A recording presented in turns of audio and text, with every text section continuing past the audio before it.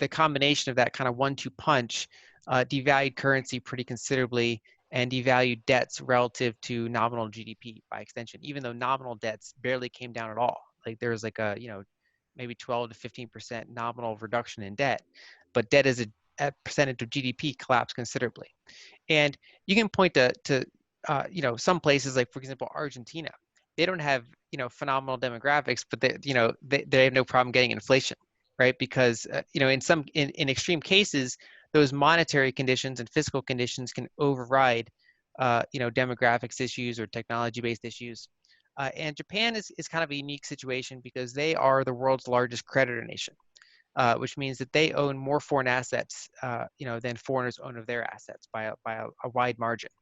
And so they've kind of had this massive savings glut. So even though they have high debt, sovereign debt relative to GDP, a lot of that debt is held internally, and then they also hold a ton of foreign assets. And so as a result, and they run positive, trade balances, positive, roughly balanced trade balance, but then positive current account balance. So they kind of have more money flowing into their economy than out every year. And so that tends to be, kind of supportive for a currency. Whereas the U.S. is kind of the opposite situation. We're the world's largest debtor nation. So, we've due to running persistent trade deficits and current account deficits over the past several decades, we've developed a deeply negative, net international investment position. So we're somewhat more vulnerable to a cycle trend in inflation. And so my primary outlook is to kind of see these large monetized deficits eventually kind of spur higher inflation.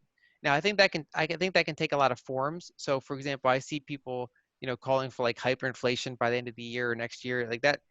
That's not the kind of approach I'm looking at. It's more like a trend change from ever lower, disinflation to, kind of a bottoming process and then a potential rise in that trend towards a more inflationary situation.